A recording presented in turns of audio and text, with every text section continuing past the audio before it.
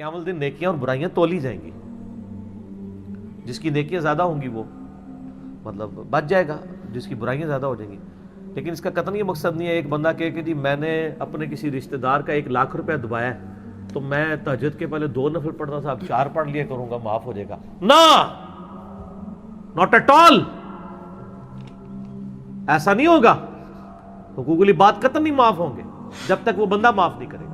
اسی لیے سورہ نساء میں ہے جو لوگ یتیموں کا مال ہڑپ کر رہے ہیں اپنے پیٹ میں دوزخ کی آگ بھر. صحیح مسلم میں حدیث ہے قیامت والے دن ایک شخص آئے گا جس کی پہاڑوں نیکیاں ہوں گی، لوگ رش کر رہے ہوں گے، لیکن اس حال میں آئے گا کہ دنیا میں کسی کا دل دکھایا ہوگا، کسی کو ناحق مارا ہوگا، کسی کو ناحق ڈانٹا ہوگا، کسی کا خون نکالا ہوگا. اور وہ لوگ آ جائیں گے، وہ کہیں گے یا اللہ اس نے تو بڑی زیادتیاں کی ہمارے ساتھ، نیکیوں سے تو وہ جنت میں جا رہا ہوگا.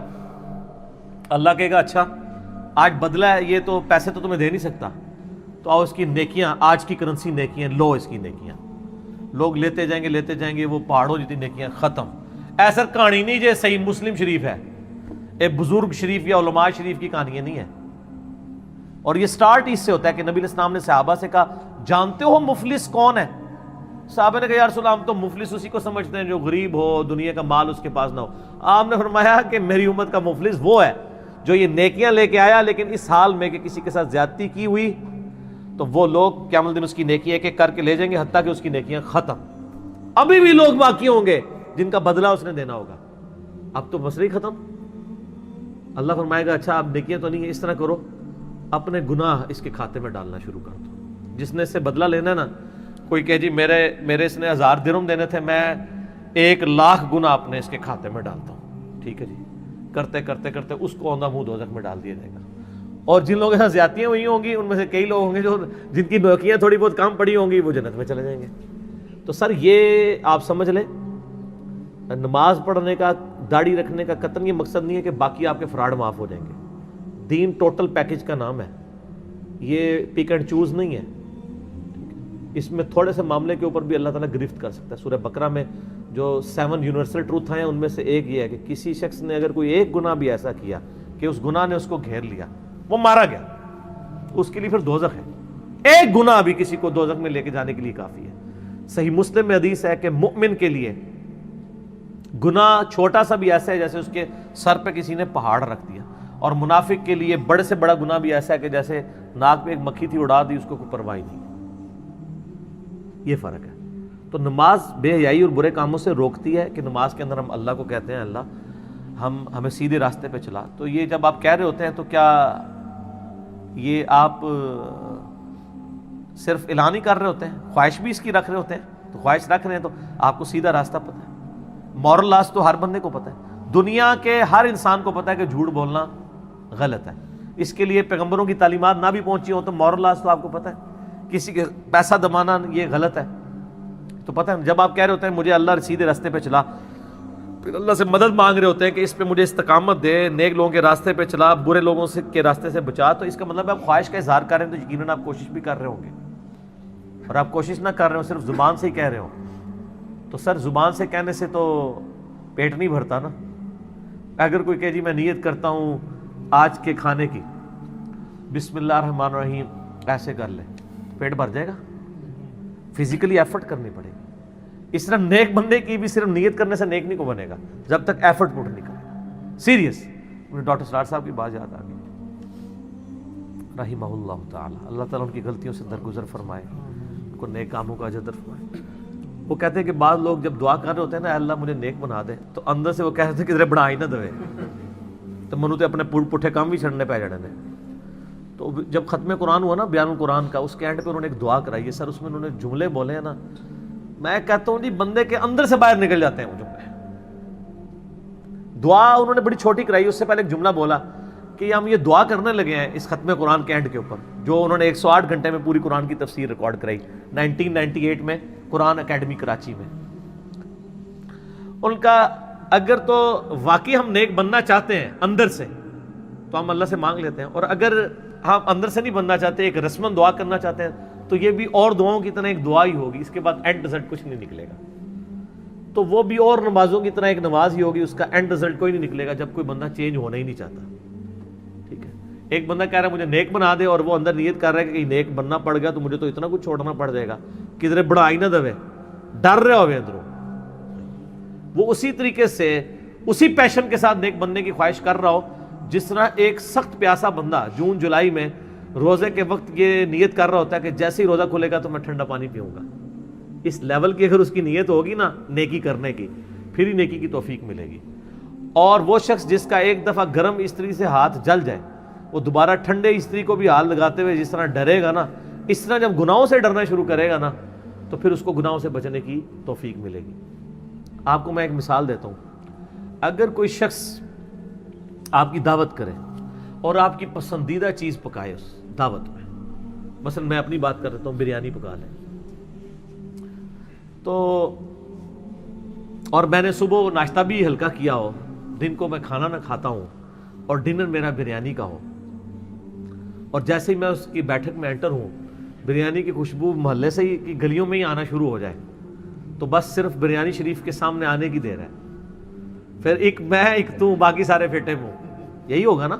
اچھا، لیکن بریانی کھانے سے 1 منٹ پہلے ایک کلین شیف بندہ میرے کان میں آ کے کہ یہ جو 10 داڑھی والے ہیں جو آپ کے بڑے معتقدین ہیں، آپ سے بڑی محبت کرتے ہیں، آپ کو اپنا بزرگ سمجھتے ہیں، انہوں نے اس بریانی میں زہر ڈالا ہوا ہے. تو میں کیا اس کلین شیف سے کہوں گا تم نے داڑھی نہیں رکھی، میں تیری گالی نہیں بننی، ہائے داڑھی تو پہلے پوری کر، ہوگا ایسے؟ یا میں کہوں گا اتنے بڑے بڑے بزرگان دین یہ ایسا کر سکتے ہیں؟ یہ بھی میں نہیں کہوں گا. جو ہم لوگوں کہتے ہیں قرآن و سنت میں لکھا، کہتے ہیں بزرگوں نے سمجھ آیا، اور زہر کھواندے رہے تانوں، تہاڈا ایمان ہی مار کے رکھ چھڑیا انہوں نے. ٹھیک ہے، میں اچھی تے بہت اچھی ہے وہ کر چھڑے تہاڈے نال انہوں نے. اچھا، تو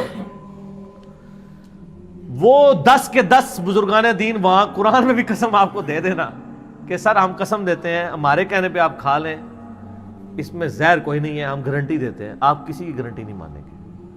اور دوسرا یہ ہوگا کہ آپ کی بھوک بھی مر جائے گی، مرے گی کہ نہیں؟ کیونکہ جان کی پڑ جائے گی. اچھا، وہ جب آپ کی بھوک مرے گی تو کیا اس بریانی کی خوشبو آپ کو لبھا رہی ہوگی؟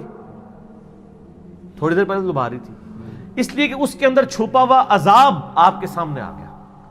تو جس کو اللہ تعالی کی نافرمانی کے کاموں میں، گناہوں میں جو لذت ہے بریانی والی، اس لذت میں چھپا ہوا عذاب جو بریانی میں زہر کی شکل میں ہے نظر آ جاتا ہے، سر اس سے کوئی اثر نہیں کرتی بریانی کی خوشبو. اور یہی ہوتا ہے کہ جو صحابہ کرام یا اہل بیت یا جو نیک لوگ تھے وہ گناہوں سے بچا کرتے تھے. معصوم تو نہیں ہوتے تھے لیکن کافی درجے تک محفوظ ہو جاتے تھے، ان کو اس کی برائی کی طرف نظر چلی جاتی تھی. جب اس لیول کے اوپر ہوگا تو پھر انسان نیک بنے گا. تو نماز روک رہی ہے نیکی کے کاموں کی طرف بلا رہی ہے اور برائی سے روک رہی ہے، لیکن وہ صرف آواز دے دے کے، زبردستی نہیں کرے گی. اور سر زبردستی تو کوئی بھی نہیں آپ کے ساتھ کرے گا، زبردستی تو وہ بھی نہیں کر رہا، آپ کا پکا رشتہ دار شیطان. ٹھیک ہے جی، کہ جس کے بارے میں اللہ تعالیٰ نے قرآن پاک میں یہ بڑی اسٹانشنگ آیت ہے، سورہ ابراہیم آیت نمبر ہے 22. قیامت والے دن کا اللہ نے نقشہ کھینچا. یار اللہ کی طرح کون سمجھائے گا کسی کو؟ 22 نمبر آیت ہے سورہ ابراہیم، اعوذ باللہ من الشیطان الرجیم. وقال الشیطان لما قضی الامر، قیامت والے دن جب فیصلہ ہو جائے گا جنتیوں کے لیے جنت کا، دوزخیوں کے لیے دوزخ کا، تو اس وقت شیطان کہے گا کس سے؟ اس سے جس کو اس نے ورگلایا ہوگا، یعنی اکثریت. ان اللہ وعدکم وعد الحق، دیکھو بے شک اللہ نے جو وعدہ کیا تھا تو اللہ اپنے وعدے میں سچا تھا. کیا وعدہ کیا تھا؟ کہ نبیوں کے ماننے والوں کو جنت میں اور نبیوں کے نافرمانوں کو دوزخ میں پھینکوں گا. ووعدتکم فاخلفتکم، اور دیکھو جو میں نے دنیا میں تمہیں میں نے امیدیں دلائی ہوئی تھی نا، تم سے وعدے کیے تھے کہ خیر ہے جو کچھ بھی ہے تیرے محبوب کی امت سے، ہاں یہی آج میں اعلان برات کرتا ہوں. سر شیطان نے کبھی ہم سے دنیا میں یہ وعدہ کیا ہے کسی کے ساتھ، دل میں یا باہر، کہ تو نماز نہ پڑھ انشاءاللہ میں تجھے بخشوا لوں گا؟ تو یہ قرآن جو کہہ رہا ہے کہ شیطان قیامت دن کہے گا جو میں نے تم سے وعدہ کیا تھا آج میں اسے اعلان برات کرتا ہوں. شیطان نے ہم سے کوئی وعدہ نہیں کیا، وہ یہی وعدہ کیا ہوا ہے. او یار اللہ بڑا غفور رحیم ہے، طول عمل، وہ جو بھی ہے بخشا جائے گا. یہ شیطان وعدے کرا رہا ہوتا ہے. شیطان کا بھی یہ کہہ سکتا ہے کہ تو یہ گناہ کا کام کر انشاءاللہ میں تجھے بخشوا لوں گا، یہ تو نہیں وہ کہتا. وہ کہتا ہے تیری نسبت تجھے کام آ جائے گی، تو نبی علیہ السلام کا امتی ہے، تجھے اللہ تعالیٰ ویسے ہی چھوڑ دے گا، وہ اللہ تو ماں سے بھی زیادہ پیار کرتا ہے، کوئی مسئلہ نہیں، خیر ہے۔ یہ شیطان کے وعدے ہیں، اور کتنا دھوکہ ہے، اللہ کے نام پہ ہم سے وعدہ کر رہے ہیں ہمیں پتہ ہی نہیں، لیکن اللہ تعالیٰ نے ہمیں پہلی فلم چلا دی ہے۔ شیطان کہے گا کہ جو میں نے وعدہ کیا تھا میں آج خود ہی منکر ہوتا ہوں اس وعدے سے، لیکن اب کیا ہو سکتا ہے، دیکھ وما کان علی علیکم من سلطان، مجھے دنیا میں تجھ پہ زور کوئی نہیں تھا، یہاں تو کہتے شیطان نے کام کرایا۔ تو میں پھر چیلنج دیتا ہوں کہ دنیا کے سارے شیاطین مل کے ایک بندے کی فجر نہیں چھڑوا سکتے، اگر گورنمنٹ اناؤنسمنٹ کرے کہ جو فجر کی نماز پہلی صف میں پڑھے 1 لاکھ روپیہ فی فجر دیا جائے گا، دوسری صف والے کو 50,000، سر پہلی دوسری صف پہ لڑائی شروع ہو جائے گی۔ جو کہتے ہیں نا آنکھ نہیں کھلتی، وہ کہہ کے آنکھ نہیں کھلتی کہ مسجد جا کے سوئیں گے اور میں بھی لوگوں سے ہی مشورہ کرتا ہوں، لوگ کہتے ہیں آنکھ نہیں کھلتی، تو میں ان کو یہی مشورہ دیتا ہوں کہ سر مسجد میں سوئیں 1 مہینہ، تو انشاءاللہ مسجد میں آپ کی آنکھ کھل جائے گی، اس جگہ پہ سوئیں جہاں پہ نماز ہوتی ہے، اے نہ کہ کمرے وڑ کے سو جاؤ، اتنے تو کسی نے نہیں جگانا، جتنے نماز ہوتی ہے نا اتنے بستر ڈا کے سو جاؤ، جڑے 1-2 نمازی آتے ہیں تو ڈنڈے نال اٹھا لین گے، تہاڈی اکھ بھی کھول لین گے۔ تو سارے دنیا کے شیطان فیل ہو جائیں گے ایک بندے کی فجر چھڑانے کے لیے، اور اس کے برعکس اگر دنیا میں اناؤنسمنٹ ہو کہ جس نے فجر کی نماز چھوڑی اسے فجر سے زور تک تندور میں الٹا لٹکایا جائے گا، اس تصور سے کوئی کہے گا یار نہ نال نیند نہیں پڑی، کیونکہ یہ نقد ہے، آخرت ادھار ہے۔ تو اللہ تعالیٰ ماتا ہے کہ اللہ تعالیٰ کہے گا، شیطان کہے گا مجھے تو کوئی تجھ پہ زور نہیں تھا، الا ان دعوتکم، سوائے اس کے کہ میں صرف تمہیں دعوت دیتا تھا، فاستجبتم لی، تم خود ہی میری دعوت مان لیتے تھے، میں نے زبردستی تم سے کبھی نہیں کہا کہ مسجد میں نہیں جانے دوں گا، یا اذان ہوئی تو میں تمہیں پکڑ کے کہیں اور لے جاؤں گا، نہیں، صرف بلاؤں گا، بلا تو مؤذن بھی رہا تھا، تو نے میری دعوت قبول کر لی، فلا تلومونی ولوموا انفسکم، آج مجھے ملامت مت کرو، اپنی جان کو ملامت کرو، میں نے کیا کیا ہے؟ جو کچھ کیا اپنے گڑا تم نے خود۔ اس کا پنجابی میں ترجمہ کرتا ہوں، آج منو نہ پیٹ، اپنی جان نو پیٹ، ما انا بمصرخکم، آج میں تیرا کوئی مددگار نہیں ہو سکتا، وما انتم بمصرخی، نہ تو میرے لیے کچھ کر سکتا ہے، انی کفرت بما اشرکتمونی من قبل، میں انکار کرتا ہوں جو تو دنیا کی زندگی میں اللہ کے مقابلے پہ مجھے ٹھہرایا ہوا تھا۔ اللہ کے مقابلے پہ کوئی مسلمان ٹھہراتا تو نہیں ہے، لیکن ٹھہراتا ہے جب وہ خواہش نفس کی پیروی کرتا ہے۔ افرائیت من اتخذ الہہ ہوا، بھلا اس شخص کو دیکھا جس نے اپنی خواہش نفس کو اپنا خدا بنا لیا۔ فجر کے وقت نماز کے لیے نہ اٹھنا، اپنی نیند کی پرواہ کرنا، یہ اپنی خواہش نفس کی پیروی ہے، خواہش نفس کو خدا بنانا ہے۔ نیند اس کا خدا ہے، اگر اس کا خدا اللہ ہوتا تو نیند چھوڑ دیتا، فجر پڑتا، یہ ہے خواہش نفس خدا۔ تو تم مجھ سے جو میں انکار کرتا ہوں جو تم مجھے اللہ کے مقابلے پہ ٹھہراتے تھے، ان الظالمین لہم عذاب علیم، بے شک ظالموں کے لیے دردناک عذاب ہے۔ اور سائملٹینیس کنٹراسٹ، وَأُدْخِلَ الَّذِينَ آمَنُوا وَعَمِلُوا الصَّالِحَاتِ، اور داخل کر دیا جائے گا اہل ایمان کو جنہوں نے نیک اعمال کیے، جنات تجری، ایسی جنت میں، ایسے باغات میں جن کے نیچے نہریں بہتی ہوں گی، من تحتها الانہار خالدین فیہا، اس میں رہیں گے ہمیشہ ہمیش، بإذن ربہم، ان کے رب کے اذن سے، تحیتہم فیہا سلام، اور وہاں ان کا استقبال ہوگا فرشتوں کی سلامتی سے۔ یہاں بھی آپ کسی بڑے ہوٹل میں جائیں نا تو انہوں نے بار میں وہ کھڑے کیے ہوتے ہیں بوائز جو السلام علیکم، ہمارے سب کانٹیننٹ میں السلام علیکم مسلمان ملکوں میں کہتے ہیں، وہاں وہ اس کو آپ کو گڈ مارننگ یا گڈ ایوننگ کہیں گے، تو وہاں پہ فرشتے کر رہے ہوں گے، ٹھیک ہے۔ تو اس سے پتہ چل گیا کہ صرف دعوت والا معاملہ ہے، شیطان بھی دعوت دیتا ہے، رحمان بھی دیتا ہے۔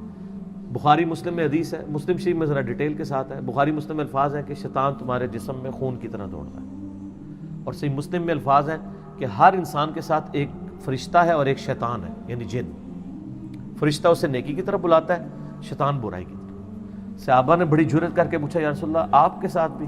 فرمایا ہاں میرے ساتھ بھی، لیکن اللہ تعالیٰ نے مجھے اس پہ غلبہ دیا، میرا شیطان بھی اب مطیع ہو چکا ہے، مجھے وہ نیکی کی طرف ہی بلاتا ہے۔ یہ ایک ہی شخص ہے جس کے بارے میں گارنٹی ہے کہ اس کے ساتھ شیطان والا عنصر نہیں ہے۔ وہ بخاری مسلم میں حدیث ہے نا کہ جب آپ کی 12 سال عمر تھی تو فرشتے نے آ کے آپ کا سینہ چاک کیا، دل میں سے خون کا ایک لوتھڑا نکالا اور کہا یہ شیطان اور دنیا کا حصہ تھا جو زمزم سے دھو دیا، اور یہی پھر معراج کے موقع پہ بھی ہوا۔ یہ نبی الاسلام کو اللہ تعالیٰ نے ایک خصوصیت دی ہے، باقی کسی اور کے لیے نہیں ہے۔ یہی تو آپ کا ٹیسٹ ہے. اس ٹیسٹ سے بھاگنا بھی نہیں ہے. وہ غامدی صاحب کی بات مجھے بڑی اچھی یاد آتی ہے. بعض لوگ دنیا چھوڑ چھاڑ کے بیٹھ جاتے ہیں, دنیا جس کو وہ دنیا سمجھتے ہیں. دنیا میں آپ نے یہ, آپ کی کشتی نے اسی پانی کے اوپر چلنا ہے, لیکن پانی کشتی کے اندر نہیں آنا چاہیے. تو غامدی صاحب نے بڑی اچھی بات کی تھی کہ اگر کوئی شخص دنیا چھوڑ چھاڑ کے چلا جائے تو اس شخص کی مثال اس بندے کی سی ہے جسے امتحان گاہ میں پیپر لینے کے لیے بٹھایا جائے اور پیپر خالی پکڑا کے چلا جائے. اور جس کو آپ امتحان سمجھیں یہ آپ کا پیپر ہے, آپ کے بیوی بچے ماں باپ آپ کے سارے معاملات یہ آپ کے پیپر ہیں. آپ جنگلوں میں نہیں جا سکتے, یہ پیپر دیں گے تو جنت ملے گی, جنگل میں چلے گئے تب بھی فیل, پھر تو خالی پیپر ہی دے دیا. اسی کو تو آپ نے, اللہ نے آپ کا ٹیسٹ رکھا ہے گیون سرکمسٹانسز میں. ورنہ تو قرآن اور حدیث یہ کہتا ہے کہ چھوڑ کے سب کو چلے جاؤ. اس نے سلوک کا کہا گیون سرکمسٹانسز. ٹھیک ہو گیا.